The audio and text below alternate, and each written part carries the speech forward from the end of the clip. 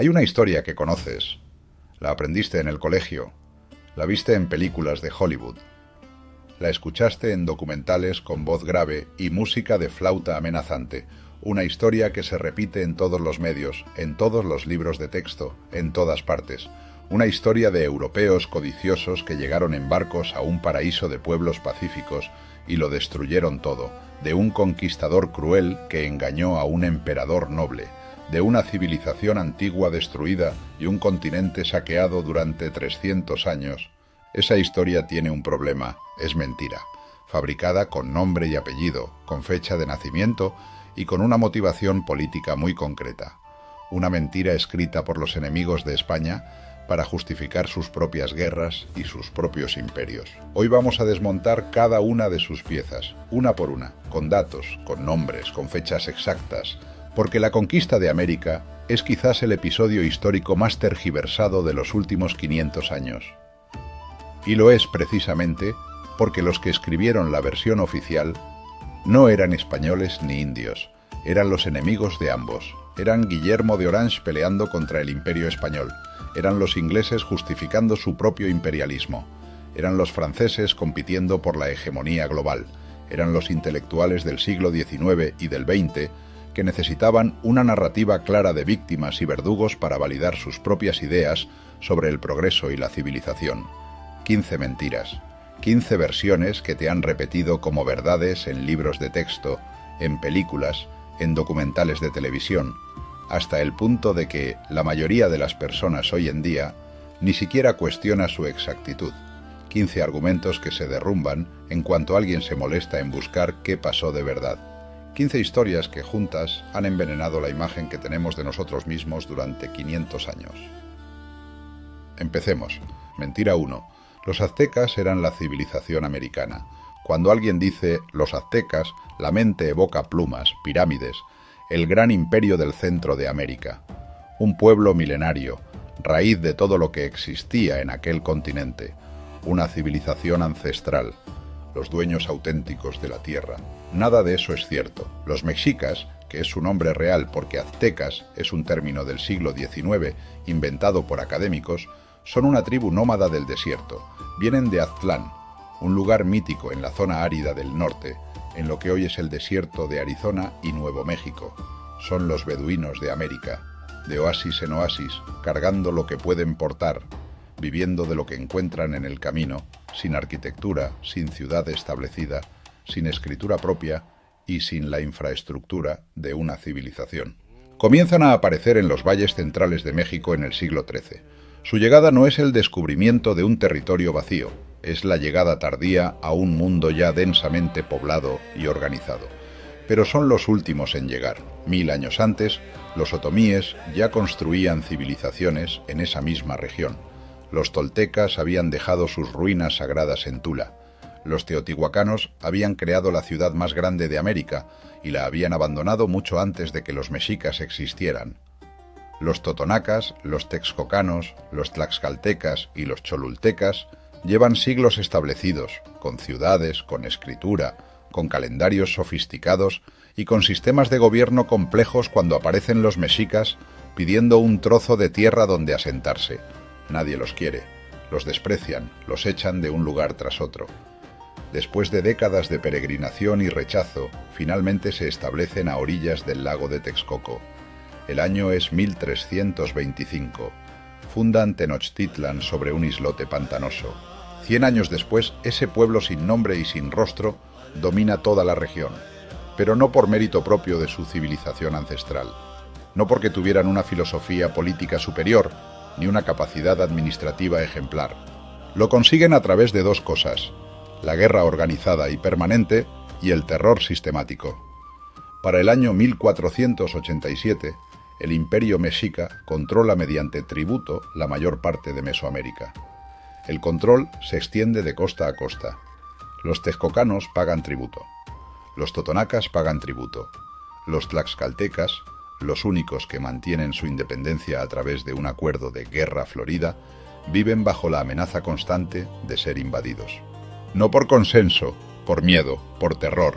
Los pueblos pagan no porque reconozcan la legitimidad moral del mando mexica, sino porque no pueden pagar el precio de la rebelión, porque el precio es la muerte de sus guerreros, el sacrificio de sus jóvenes y la esclavitud de sus prisioneros.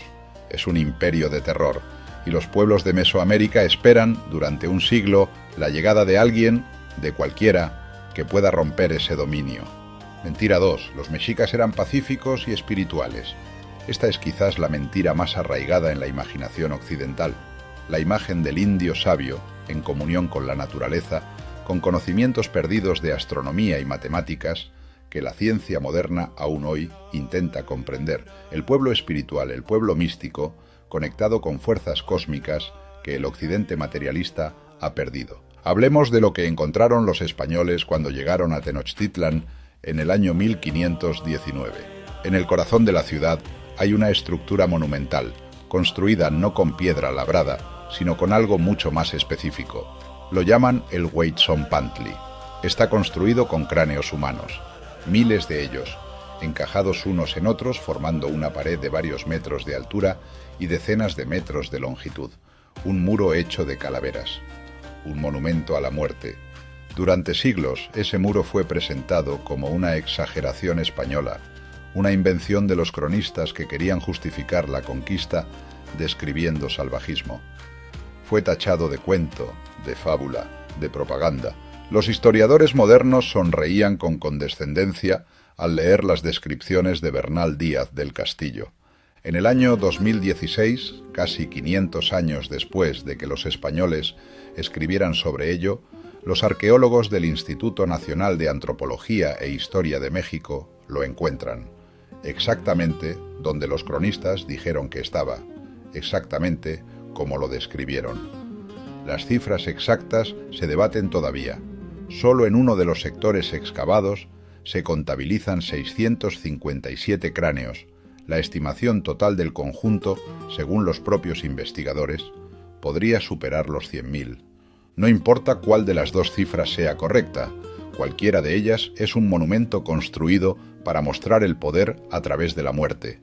Detrás de esa arquitectura macabra hay una teología diseñada por el sumo sacerdote Tlacaelel, el verdadero arquitecto del imperio mexica, el poder en la sombra, no el Tlatoani, que toma el control en torno al año 1435. Lo primero que hace es quemar todos los códices, todos los libros, todos los registros históricos de todos los pueblos que habitaban el Anáhuac.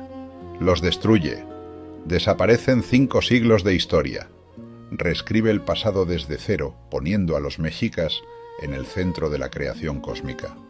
Convierte a Huitzilopochtli, el dios guerrero tribal de los mexicas, en el dios del sol, en la deidad central del universo.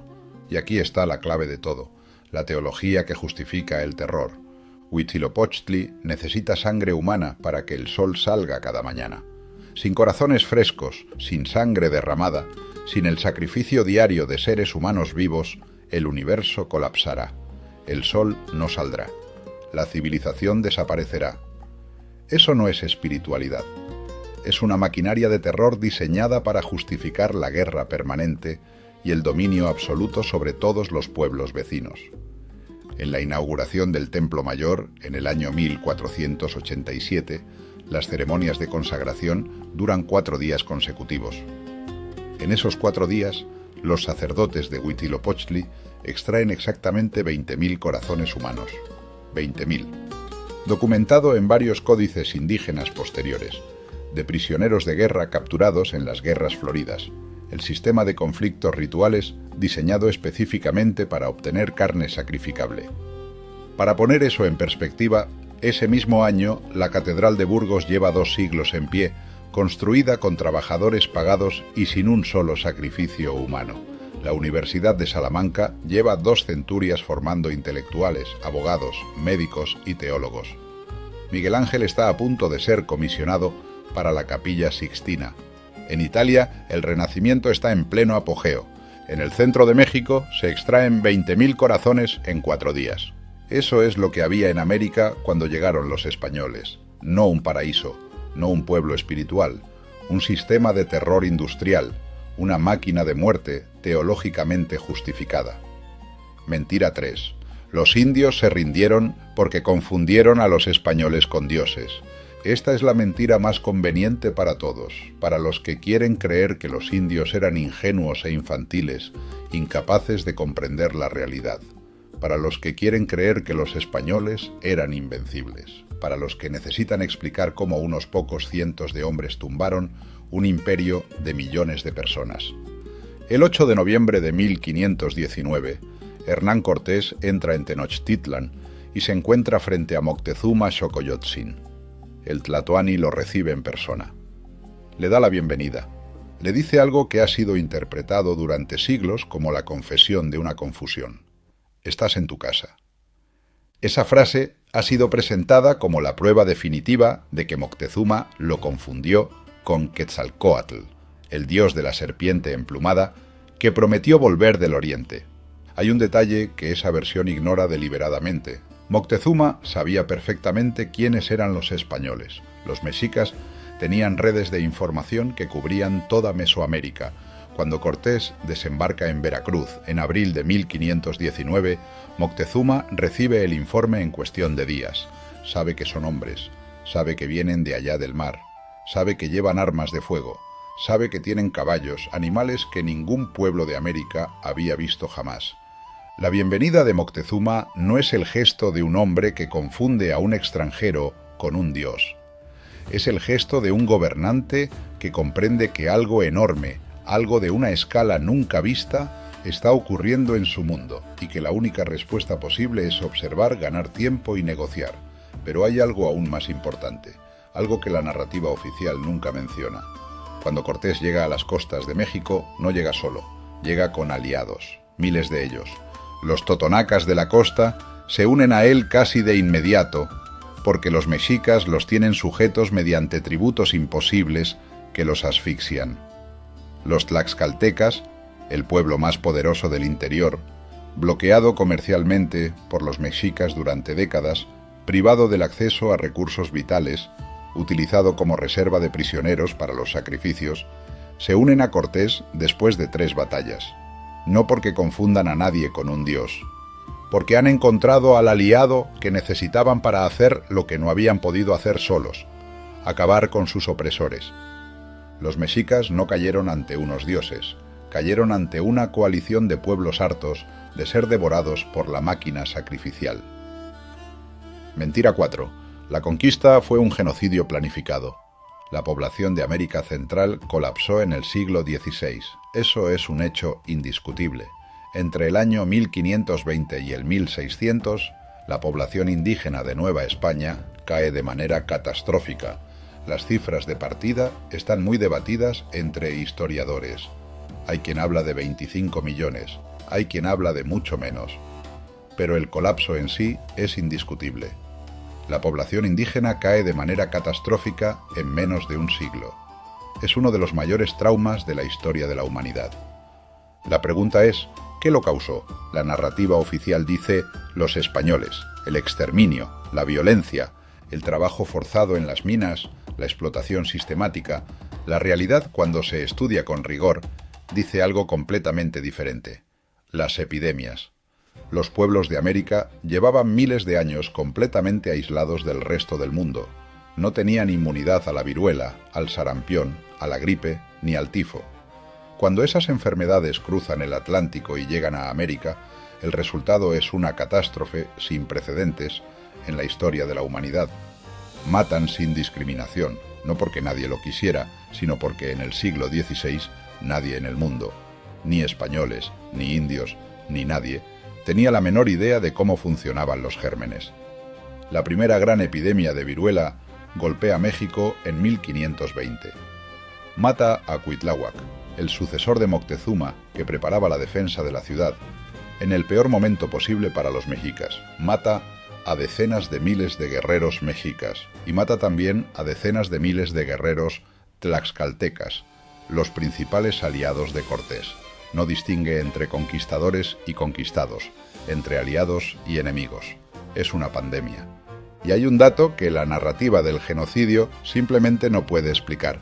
En el año 1640, 119 años después de la caída de Tenochtitlan, La población de Nueva España es de aproximadamente 750.000 personas.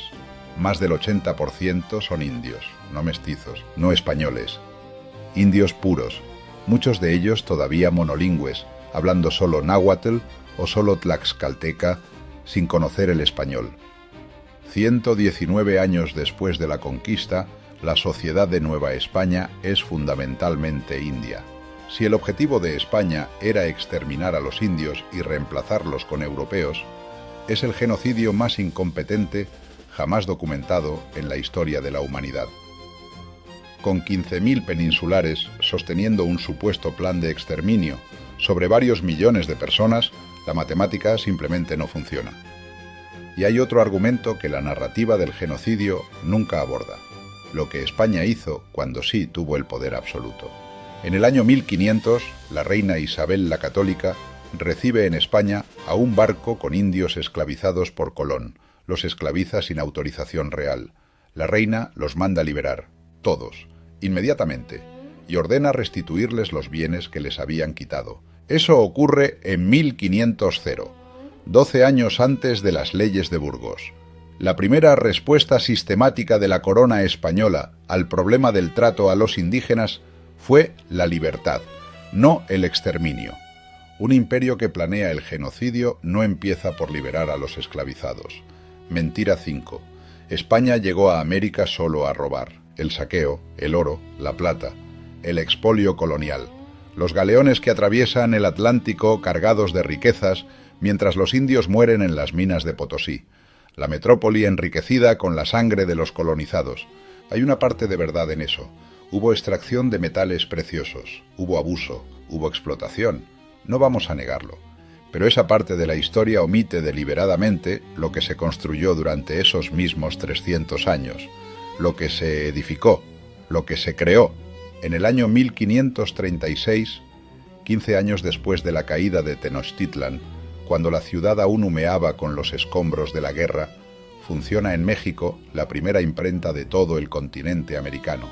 15 años. En ese tiempo, desde cero, sobre las ruinas de una ciudad destruida, alguien ha montado una prensa de imprimir, ha traído tipos móviles desde Europa y ha producido libros. Los primeros libros impresos que se leen en el continente americano salen de México. En el año 1551 se funda la Real Universidad de México, la institución que hoy es la UNAM, la primera universidad de todo el continente entero. 85 años antes de que se fundara la primera universidad en lo que será Estados Unidos.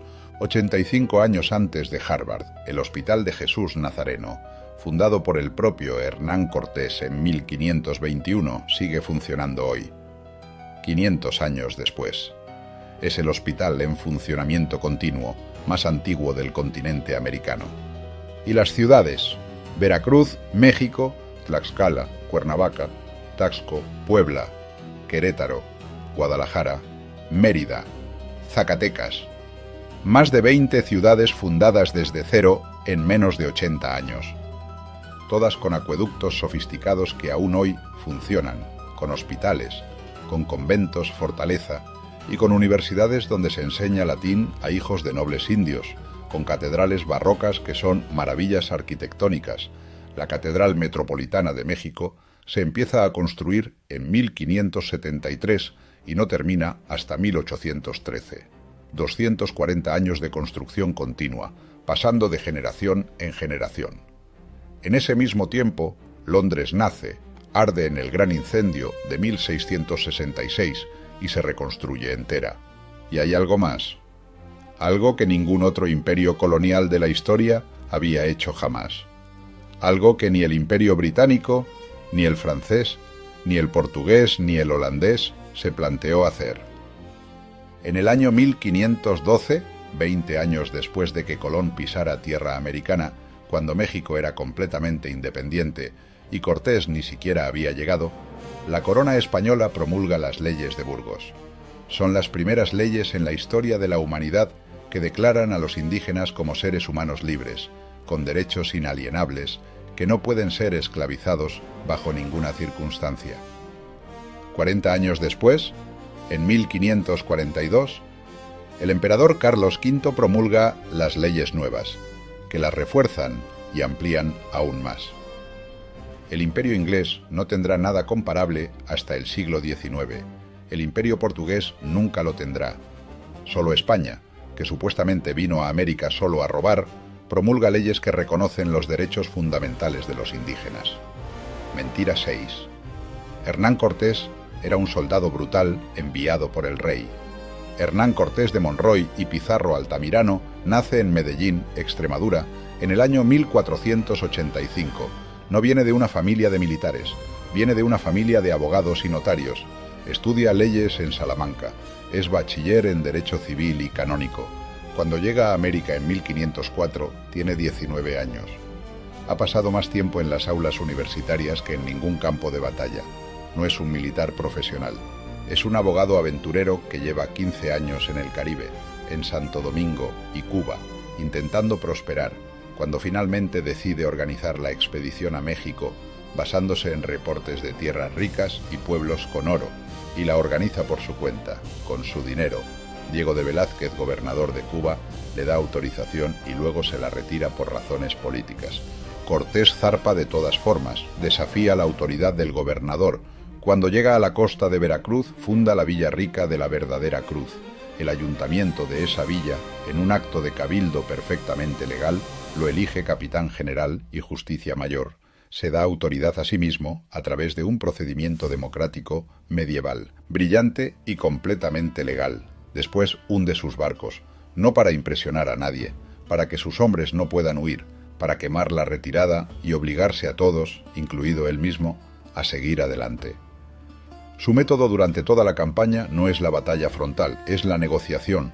Habla con cada señor local, firma alianzas, promete protección. Cuando lucha, lo hace porque no ha tenido más opción.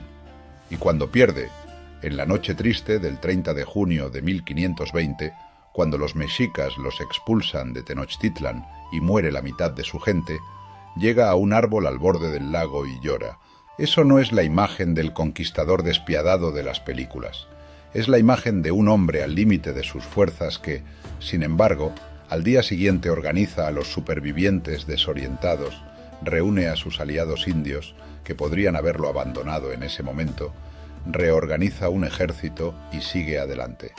En la batalla de Otumba, pocos días después de la noche triste, 2000 hombres entre españoles y tlaxcaltecas se enfrentan a 20.000 guerreros mexicas. Cortés carga personalmente contra el portaestandarte del ejército enemigo, lo derriba y captura el estandarte. El ejército mexica, sin su señal de mando, se desintegra. Eso tampoco lo hace un soldado brutal, lo hace un hombre que conoce la psicología del combate, que sabe que la guerra se gana en la cabeza antes que en el campo y que tiene la audacia de jugárselo todo en un solo gesto. Si quieres conocer su vida completa, tenemos un vídeo dedicado enteramente a Hernán Cortés en el canal. Cuando finalmente Tenochtitlan cae, Cortés captura a Cuauhtémoc, el último tlatoani, el que resistió hasta el final, y lo mantiene con vida. No lo ejecuta. Lo trata como un prisionero de alto rango, no como un esclavo. Lo lleva consigo durante años. Cumple la última petición que le hizo Moctezuma antes de morir: cuidar de sus hijos. La hija mayor de Moctezuma, Tecuichpo, recibe tierras, se casa con nobles españoles y vive como señora el resto de su vida. Sus descendientes son nobles en la Nueva España durante generaciones. Mentira 7. La Malinche traicionó a su pueblo. Doña Marina, la Malinche, el nombre que en México se convirtió en sinónimo de traición absoluta. La mujer que vendió a su pueblo a los españoles. El símbolo vivo de la colaboración con el enemigo. Tan venenoso es ese nombre que en México el peor insulto que puedes recibir es que te llamen malinchista. Alguien que prefiere lo extranjero a lo propio. Hay un problema fundamental con esa versión. Apunta a la persona equivocada. Doña Marina no era mexica, era maya, probablemente de la región de Tabasco, hija de un señor local que murió cuando era niña. Su madre volvió a casarse y la vendió como esclava a unos mercaderes. Esos mercaderes la vendieron a otros. Acabó en manos del cacique de Tabasco, que la entregó a Cortés junto con otras 19 mujeres como parte de un acuerdo de paz en el año 1519. Habla maya porque es maya, habla náhuatl porque es la lengua del comercio en toda Mesoamérica, con ella como intérprete y con Jerónimo de Aguilar, un español que había naufragado en Yucatán años antes y aprendido maya. Cortés puede comunicarse con todos los pueblos que encuentra. ¿A quién traicionó doña Marina? A los mexicas, que no eran su pueblo, que no la conocían y que nunca la reclamaron. A su madre, que la había vendido como esclava siendo una niña. A los mercaderes que la compraron y la revendieron de mano en mano. La Malinche no traicionó a su pueblo la había abandonado a ella. Había decidido que su vida no tenía valor. Lo que hizo fue usar las únicas herramientas que tenía, su inteligencia, sus idiomas, su capacidad de comprender dos culturas, para sobrevivir y prosperar. Se convirtió en señora, murió respetada. En una sociedad donde sin Cortés y sin la oportunidad que él representaba, habría muerto como esclava. Y hay algo más. Sin doña Marina, Cortés no habría llegado a ningún acuerdo con nadie. Sin ella, los pactos con los totonacas no se firman. Sin ella, la alianza tlaxcalteca no existe. Sin ella, la caída de Tenochtitlan no ocurre de esa manera. Fue ella, una mujer maya que aprendió náhuatl siendo esclava, quien hizo posible el mayor cambio político de la historia de América. Llamarla traidora es la injusticia más grande que le han hecho a una persona que no tuvo patria hasta que se construyó una propia. Si quieres conocer su historia completa, tenemos un vídeo dedicado enteramente a ella en el canal. Mentira 8. Los tlaxcaltecas y demás aliados eran traidores. Si hay una mentira que requiere detenerse a pensar un momento con verdadera claridad, es esta. 100.000 guerreros toman Tenochtitlan el 13 de agosto de 1521. El ejército más grande jamás reunido en América hasta ese momento. 99.000 de esos 100.000 guerreros son indios americanos, tlaxcaltecas, texcocanos, totonacas, huexotzincas, cholultecas, xochimilcas, otomíes y purépechas. Solo 1.000, la estimación máxima, son españoles. La narrativa oficial llama a eso la conquista española de México. Piénsalo un momento, si 99.000 de cada 100.000 combatientes son indios americanos, ¿de quién es la conquista? ¿A quién están traicionando esos 99.000 guerreros? Los tlaxcaltecas llevan décadas sufriendo lo que los mexicas llaman la Guerra Florida, un eufemismo que oculta una realidad espantosa. Una vez al año, los mexicas organizan una guerra pactada con Tlaxcala. El objetivo no es territorio ni riqueza, es capturar hombres vivos para sacrificarlos en las ceremonias de Huitzilopochtli. Los tlaxcaltecas son la reserva de carne de los sacerdotes mexicas. Han intentado resistir durante generaciones, no pueden. Cuando Cortés llega a Tlaxcala en 1519, los tlaxcaltecas lo reciben con desconfianza. Le dan 3 batallas para medir su capacidad real. Lo derrotan en 2 de ellas. En la tercera llegan a un acuerdo. No porque Cortés sea invencible militarmente, porque es el aliado que necesitaban para hacer lo que no habían podido hacer en décadas, liberarse de sus opresores. Al día siguiente de la caída de Tenochtitlan, el 14 de agosto de 1521, en Tlaxcala hay fiesta. Una celebración popular masiva, no de traición, de liberación, y cada 15 de agosto, durante los siglos siguientes, generación tras generación, Tlaxcala celebra ese día, no con vergüenza, con orgullo. Los tlaxcaltecas se consideran liberadores y tienen todo el derecho a hacerlo. ¿Traidores?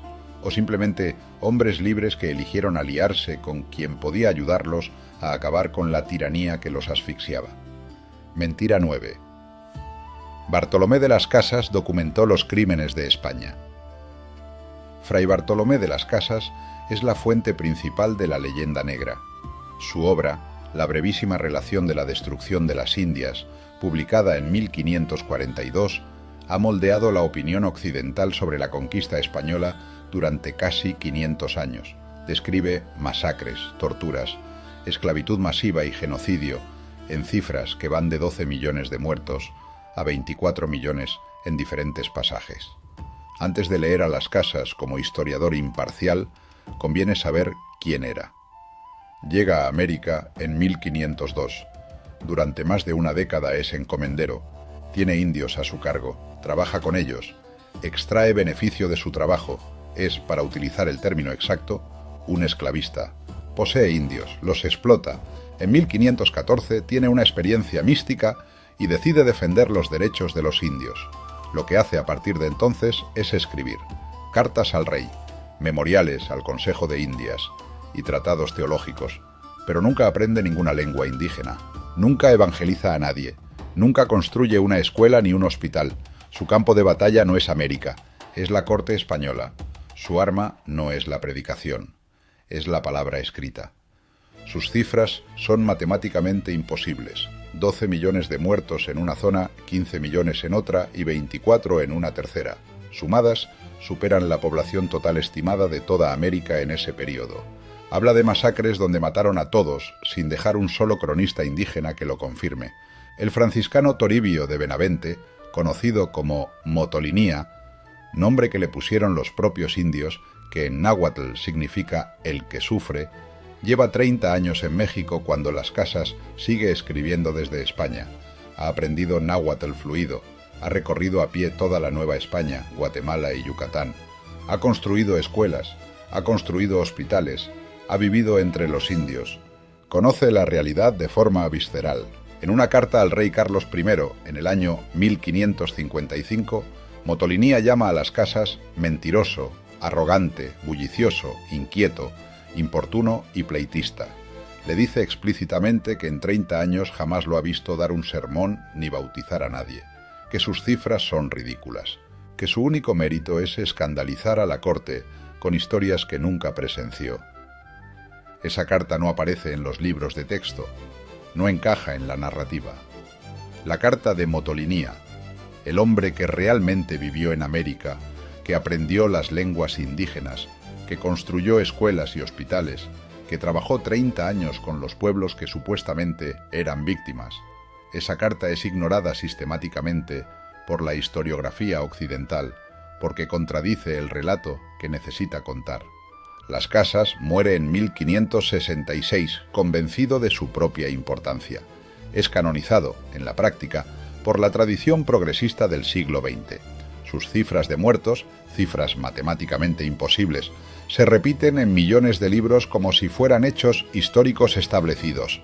Mientras tanto, Motolinía muere en 1564, ignorado, pobre, sin reconocimiento.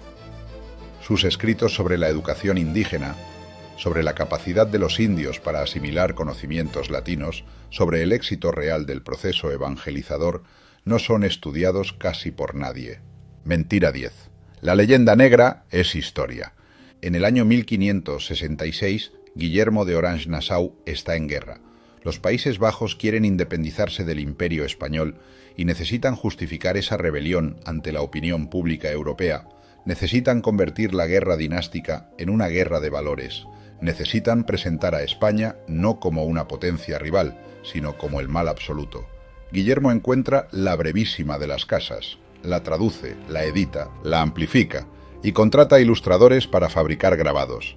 Imágenes de españoles cortando indios con sierras, españoles quemando aldeas enteras, españoles arrojando niños recién nacidos a los perros, imágenes físicamente imposibles de actos que ningún cronista, ni siquiera Las Casas, había descrito jamás con ese nivel de detalle visual. Esos grabados se imprimen en miles de copias, se distribuyen por toda Europa protestante, se envían a Francia, a Inglaterra y a Alemania, y se presentan no como propaganda política, sino como documentación histórica, como testimonios visuales de lo que España hizo en América.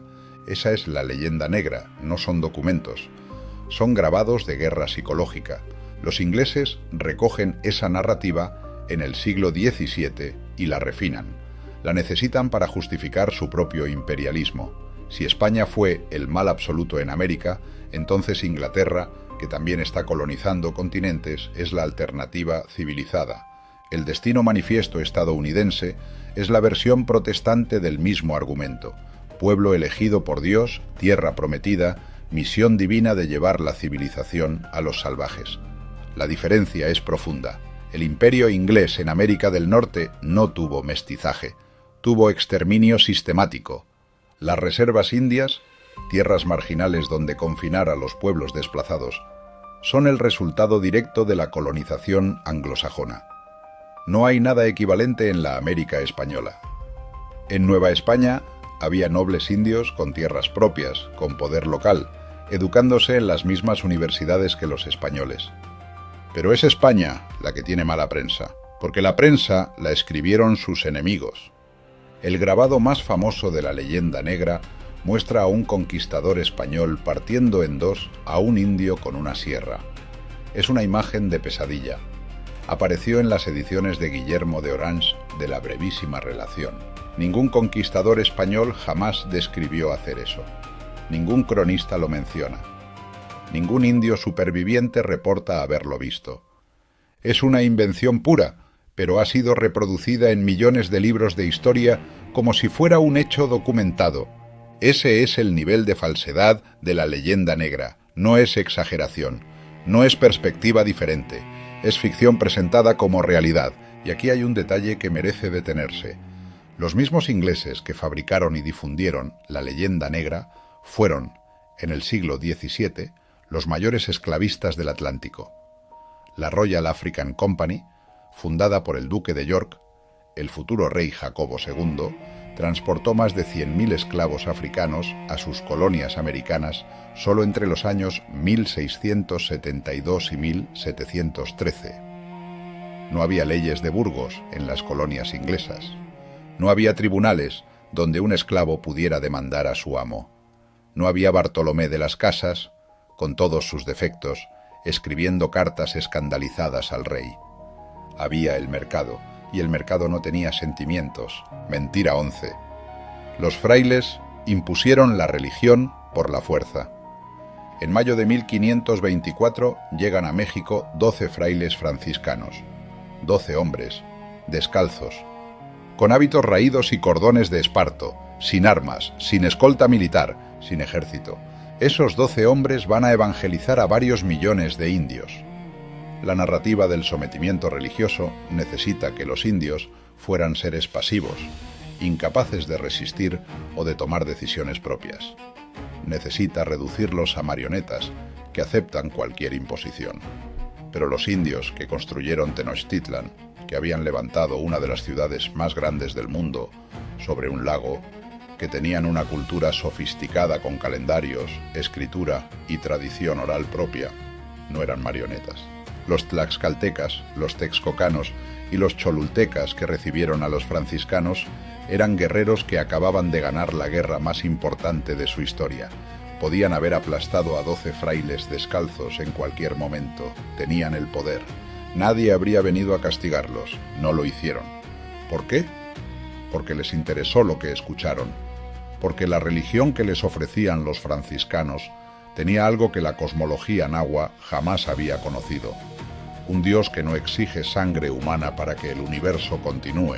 Un Dios que se sacrifica por los hombres, no al revés. Un Dios del amor y la compasión frente a un Dios guerrero que devora corazones para que salga el sol. Y hay algo más que la narrativa del sometimiento nunca menciona. Los templos barrocos del siglo XVI en México no los construyeron los españoles, los construyeron los indios, con sus manos, los decoraron con querubines de rasgos indígenas, con dragones del imaginario nahua, con escamas de serpiente emplumada en las fachadas. En el templo de Santa María Tonantzintla, cuyo nombre en náhuatl significa Nuestra Venerable Madrecita, cada centímetro de decoración es una fusión de dos mundos, no en conflicto, en fusión. Nadie construye eso por la fuerza. Hay más. Bernardino de Sahagún lleva 60 años en México estudiando la cultura nahua. Aprende náhuatl con la misma profundidad que un nativo. Escribe la historia general de las cosas de la Nueva España enteramente en náhuatl, con informantes indígenas que le enseñaron su propio mundo. Es el primer trabajo de antropología cultural de la historia. 80 años antes de que la palabra antropología existiera. Y Antonio Valeriano, sobrino de Moctezuma, alumno del Colegio de la Santa Cruz de Tlatelolco, escribe el Nican Mopohua, el texto fundacional de la espiritualidad mexicana. Lo escribe en náhuatl. Lo escribe un noble indio formado por frailes españoles. Es el texto más leído y más querido de toda la tradición cultural mexicana. Un indio descendiente de Moctezuma, formado en una universidad española, escribe la obra más importante de la cultura mexicana. Eso no se llama conquista. Eso se llama encuentro. Mentira 12. La Inquisición exterminó a los indios. El Tribunal del Santo Oficio se establece en la Ciudad de México en el año 1570. Desaparece con la independencia en 1821. 250 años de existencia. ¿Cuántas ejecuciones llevó a cabo la Inquisición novohispana en esos 250 años? 50. Una cada 5 años aproximadamente. Y de esas 50, ¿cuántas afectaron a indios? 4. Se estableció de inmediato el principio de que los indígenas, como nuevos convertidos, no podían ser juzgados por herejía. No eran herejes, eran nuevos. Y a los nuevos no se les puede exigir que dominen perfectamente una doctrina que acaban de adoptar. 4 ejecutados en 250 años. Para poner eso en perspectiva, en la inauguración del Templo Mayor, en el año 1487, los mexicas extraen 20.000 corazones en 4 días. 20.000 en 4 días frente a 4 en 250 años. ¿Quién tenía realmente el problema con la violencia religiosa? Mentira 13. El tributo español era esclavitud. El tributo existía en América mucho antes de que llegara ningún español. Los mexicas lo cobraban a todos los pueblos que sometían. No en moneda, en bienes, en trabajo y en sangre, sin reciprocidad alguna, sin pacto, sin derechos, solo imposición brutal, impuesta por el hecho de estar vivo en territorio sujeto. Los españoles transforman ese sistema en algo completamente diferente. Introducen el impuesto, y la diferencia entre tributo e impuesto es la diferencia fundamental entre la esclavitud y la ciudadanía. El impuesto implica un contrato social. Yo pago, tú me proteges, yo reconozco tu autoridad, tú reconoces mis derechos. Es la base del Estado moderno. Los señores indios que se declararon súbditos de la corona española pasaron a tener títulos de propiedad sobre sus tierras, acceso a tribunales de justicia y capacidad legal de demandar a las autoridades. Hay documentos indígenas del siglo XVI que registran algo extraordinario.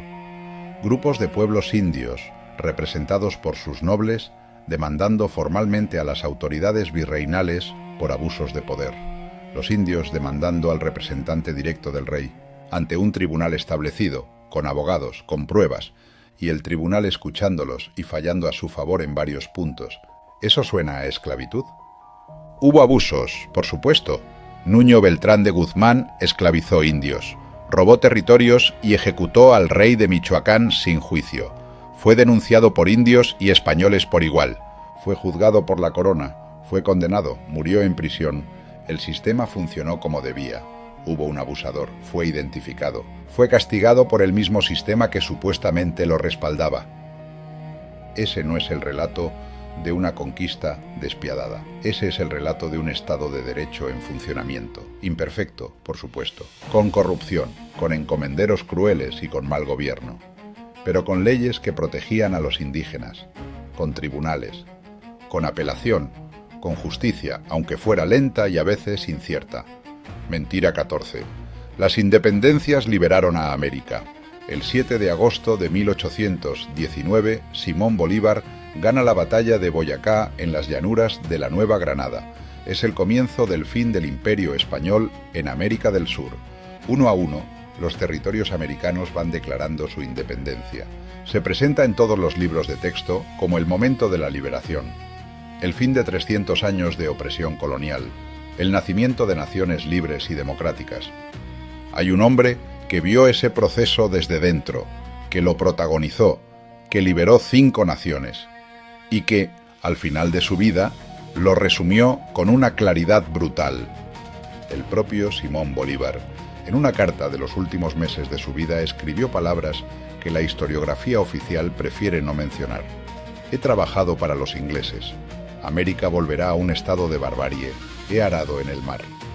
No es la frase de un enemigo de la independencia, es la frase del hombre que la protagonizó.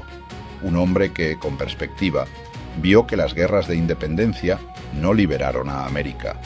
Las fracturaron, las dividieron, Las entregaron a una nueva dependencia, más difusa, pero igual de real.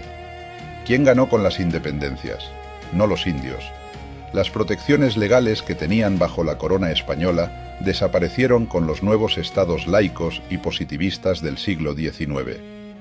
El despojo de tierras comunales, la exclusión sistemática de los indígenas de los procesos políticos, todo eso vino después de la independencia, no durante el virreinato.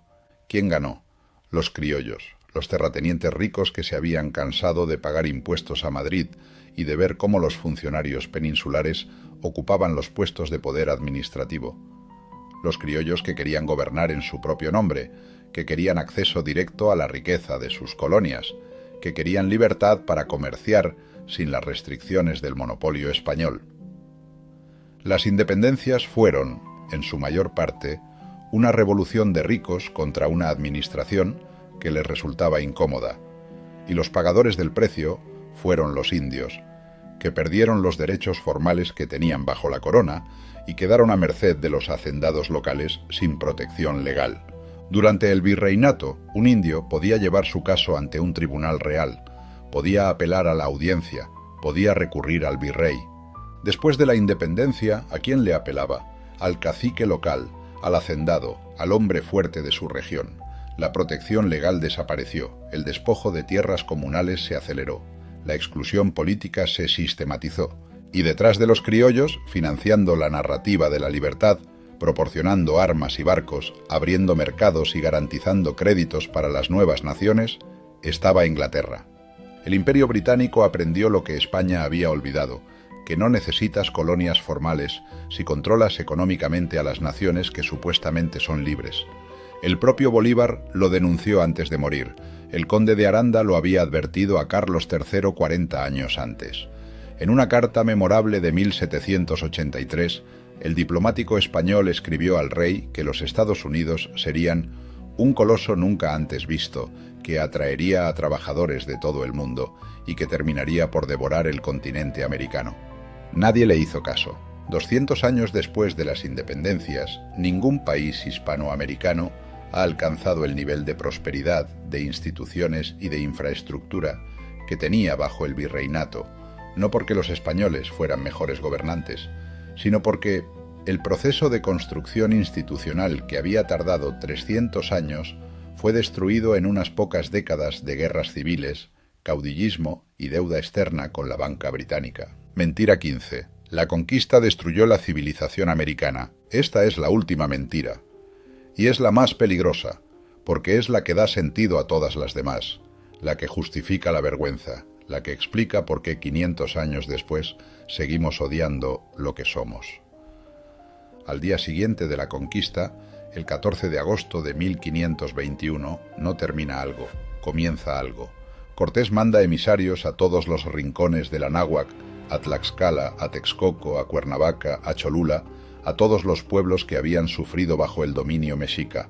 El mensaje es claro: la guerra ha terminado, el tributo en sangre ha terminado, no habrá más sacrificios humanos. Hay un nuevo gran señor al otro lado del mar, el emperador Carlos V, y su representante está en el lago. Los tributos seguirán llegando, porque los imperios necesitan dinero para funcionar, pero en forma de impuesto pagado en productos y en plata, no en vidas humanas. Con derechos reconocidos, con protección legal y con justicia, los pueblos que habían sido sometidos durante un siglo reciben esa noticia. Los caciques, los nobles, los soldados, la gente común, y la mayoría la acepta, no porque estén derrotados ni porque hayan perdido la voluntad de resistir, porque lo que se les ofrece es genuinamente mejor de lo que tenían. Es el fin del terror, el fin de los sacrificios humanos, el comienzo de algo diferente. Lo que se construye en los 80 años siguientes no tiene precedente en la historia colonial de ningún otro imperio europeo. No en el inglés, que construye colonias segregadas, donde los indios son exterminados o confinados, no en el francés, no en el portugués. Ciudades nuevas fundadas desde la nada, universidades que forman a los hijos de la nobleza indígena en latín, teología y filosofía.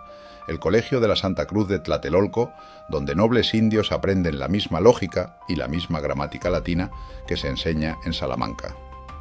donde Antonio Valeriano, sobrino de Moctezuma, se convierte en rector, donde la educación superior es una realidad para pueblos que apenas 30 años antes estaban siendo sacrificados en los templos mexicas. Un sistema legal donde un campesino indio puede demandar al virrey ante un tribunal, donde hay apelación y donde hay justicia, aunque sea lenta. Un mestizaje sin precedentes en la historia del mundo. Los españoles no llegan como conquistadores que desean permanecer sin contaminarse. Se casan, tienen hijos. Esos hijos crecen en dos mundos, hablan español e indígena. Practican dos religiones, son la síntesis viva de dos civilizaciones. Un arte, el barroco mestizo, que no le debe nada a Europa ni le pide permiso para existir. Querubines de rasgos indios en templos cristianos. Dragones mitológicos de Mesoamérica en conventos. Serpientes emplumadas en arquitectura medieval.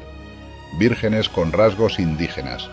Dos mundos fundidos en una sola voz, en una sola fe, en una sola civilización. Esa civilización no murió con la conquista, nació con ella. Fue un nacimiento difícil, lleno de dolor, de conflictos y de lágrimas. Pero fue un nacimiento. Lo que murió fue la narrativa que la niega. Debería haber muerto hace siglos, porque 500 años después, más de 500 millones de personas, en México, en Perú, en Colombia, en Bolivia, en Guatemala, en toda América, que hablan la misma lengua, que comparten la misma historia, que tienen las mismas raíces en dos mundos, siguen creyendo la versión que escribieron sus enemigos. Siguen sintiendo vergüenza de existir. Siguen cuestionando si merecen estar aquí. Siguen preguntándose si sus ancestros fueron violadores o si fueron violados. Siguen divididos entre el odio a sí mismos. La tragedia no es la conquista sucedió, es un hecho histórico irreversible. La tragedia es que el enemigo nos contara nuestra historia y nosotros la creyéramos, que permitiéramos que Guillermo de Orange, que los ilustradores de propaganda holandesa, que los intelectuales británicos del siglo XIX, que los académicos anglosajones escribieran quiénes éramos y qué éramos, y que lo creyéramos durante 500 años. Que lo sigamos creyendo hoy, que enseñemos a nuestros hijos que nuestros ancestros fueron demonios y que deberían sentir vergüenza de existir. Es momento de contarnos otra, una historia donde no somos víctimas eternas ni verdugos impenitentes, donde somos lo que realmente somos. Un pueblo que nació de dos mundos colisionando, un pueblo que emergió del encuentro de dos civilizaciones, la prueba viviente de que dos culturas, por muy diferentes que sean, por muy distantes que hayan estado durante milenios, pueden fundirse sin aniquilarse, pueden coexistir, pueden crear algo nuevo, algo vibrante, algo que vale la pena defender, algo de lo que vale la pena estar orgulloso. Al día siguiente de la caída de Tenochtitlan, el 14 de agosto de 1521, comenzaron a crear una civilización nueva, no mexica, no española, hispana, mestiza, suya.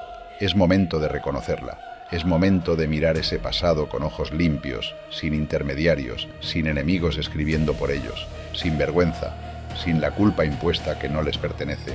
Es momento de decir, esto es su historia, esto fue creado por sus ancestros, por los que resistieron bajo el dominio mexica y encontraron en los españoles la oportunidad de liberarse, por los que llegaron desde España buscando fortuna y se quedaron construyendo civilizaciones, por los que conquistaron y por los que fueron conquistados, por los hijos de conquistadores que crecieron respetando a sus madres indias, por las madres indias que enseñaron a sus hijos la lengua de sus abuelos, por todos juntos.